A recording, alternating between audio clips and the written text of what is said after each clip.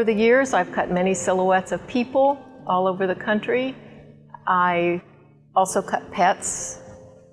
And a few years ago, I was at a show and I didn't have any people to cut, so I was cutting trees.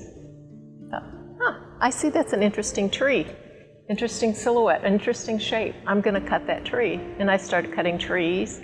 Next thing I know, I'm cutting flowers.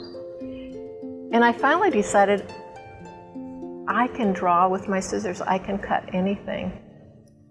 I look at something and I can cut it out. Instead of drawing a pencil drawing first, I just draw with my scissors.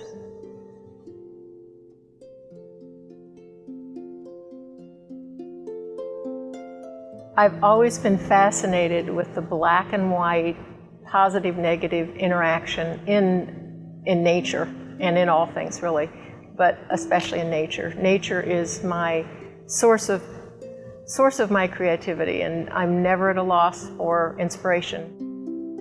I see things first in silhouette. I see the black and white or the shape first, and then I see the color. One of the most challenging silhouettes I've ever cut was of a man, actually was an Indian in full headdress. I was cutting silhouettes at a mall, and this man walks up, said, "Have you ever cut an Indian in full headdress?" And I go, "No, but I'm willing to try." So a few minutes later, he comes back, and he's all in his Apache gear, and I cut out this Apache Indian with his full headdress. Part of what I'm intrigued about and what inspires me is the contrast. I love the contrast of shapes and the contrast of the black and white. And even I see plants, and I bring all my plants in from my garden and I cut them out. I'm just inspired by the things I see.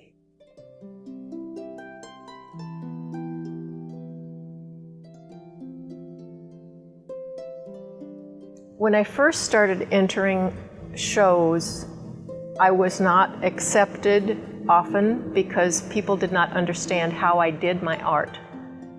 But the fact that I do it with scissors and I primarily cut freehand, the one thing that I've done that has changed their attitude is that when I frame a piece of my work, I frame it with a little bit of space for it to move, so that a flower, a plant, a feather will be moving. And there's a little bit of space in there, and that has attracted attention and won me awards. Some of my new pieces, I have been experimenting with different colors, different papers. I have one piece that I recently did that I couldn't get the right color paper, so I ended up doing a textured painting and then cutting the flowers out of that textured painting because that's what I felt it needed. So I'm just kind of experimenting as things, whatever I'm working on, I find the right paper, the right color, whatever I'm doing to make it look like I want it to look. It's just kind of an ongoing process. Each thing I do, I think I can't do anything that detailed again, and the next one I do is more detailed than the one before. When I'm cutting a silhouette of someone, I feel like I'm trying to capture a bit of their personality. If it's a shy child, it's the way they hold their head. Various different things indicate a little bit of their personality. When I'm doing a place, I try to capture the essence of the place, whether it's a peaceful place, a calm place, or an exciting place. I love sunsets and skies, so it's that feeling that I have about the place I would like to share. When I'm doing paper cuttings of plants, I want the life to show. That's why when I frame it, so the leaves will blow a little, will move a little, so that there is a bit of life in that piece of work that I've done. I have studied a variety of paper cutting from various different countries, and I've been inspired probably a little bit by all of them. One of the pieces I have is a folded piece, and when I first started doing it, it was inspired by a piece in China. I got a very small piece of paper cutting in China, a little red piece of paper cutting.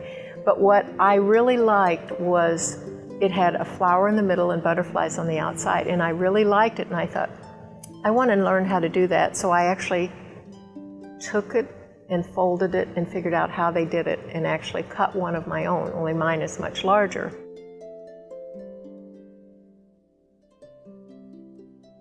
My uniqueness has captured the attention of many people. My art has both historical value as well as contemporary. I have taken an historic art of cutting silhouettes and transformed it into a contemporary art form.